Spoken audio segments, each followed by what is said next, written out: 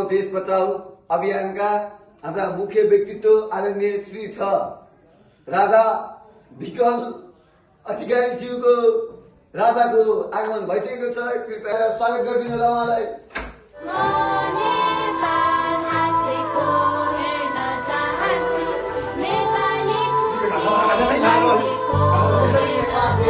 आसनमा बसिदिनु हुन श्री छ महाराज दिराज विकल अधिकारी राजाको बक्सिस बक्सिएको छ।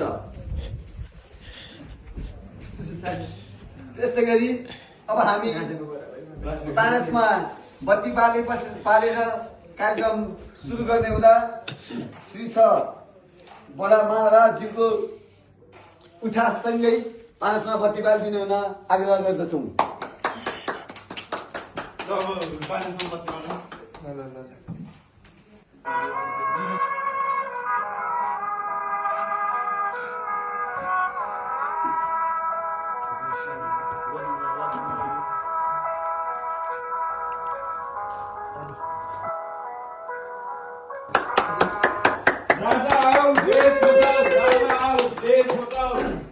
त्यसै गरी अब हाम्रो पानसमा बत्ती बालिसकेपछि बडा महाधिराजको आफ्नो आसनबाट उठी राष्ट्रिय गानमा शरीक भइदिन आग्रह गर्दछौँ।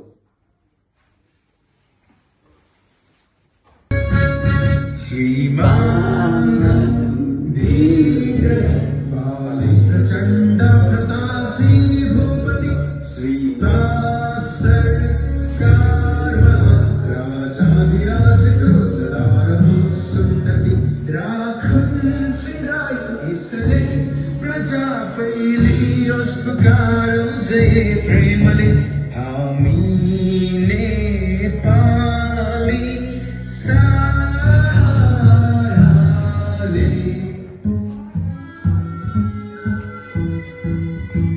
राजा विकलको आसनको हामी बक्सिस चाहन्छौँ। धन्यवाद।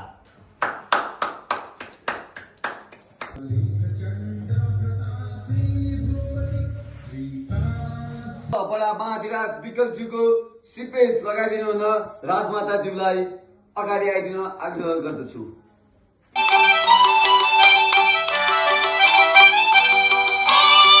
सिपेजको नभई रङ्ग रगचारीले बोकेर उड्छ एकता अनि वीरको गाथा। राजाको आसनमा बक्सिनु हुन आग्रह गर्दछु र हाम्रो गणतन्त्र सकिएर राजतन्त्रमा श्री छ बडा महाधिराज विकलज्यूको आगमन भएसँगै उहाँका 2-4 शब्दहरू सुनि बक्सिनु हुन आग्रह। सम्पूर्ण नेपालीमा नमस्कार। मैले जस्तो देश 2063 मा हजुरहरूलाई छोडेको थिएँ, त्यस्तो देश आज नरहेको कारणले गर्दा सम्पूर्ण नेपाली जनताको हितको लागि आज पुनः राजतन्त्र नेपालमा फर्किएको घोषणा गर्दछु। श्री छ बडा महाधिराज की जय। बडा महाधिराज की जय। बडा महाधिराज की जय। बडा महाधिराज की जय। आफ्नै शक्तिले ल्याएको गणतन्त्रमा जनता भन्दा नेता हाबी भएको कारणले दिनानुदिन जनता गरिब साला नेता राजा भएको कारणले आज राजतन्त्र फर्किएको छ।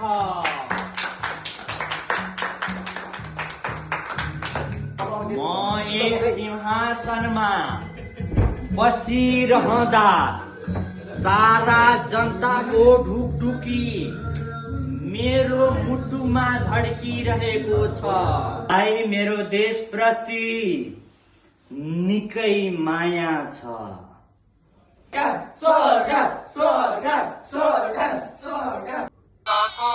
रङ्ग हेर त्यो पनि त रातो हुन्छ हाम्रो मुटुको रगत हेर त्यो पनि त रातै हुन्छ रातो रङ्ग सिम्रिक प्यारा जनता, हजुरहरू नाति बक्सियोस्।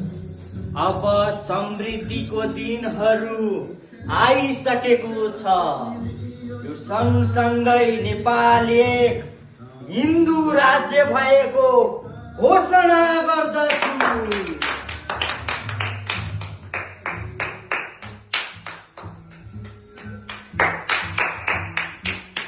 सँगै आजबाट सूर्य चन्द्र अंकित नेपाली झण्डा फेरि यो भूमिमा फरफराएको छ। सम्पूर्ण जनतामा जय नेपाल भन्न चाहन्छु।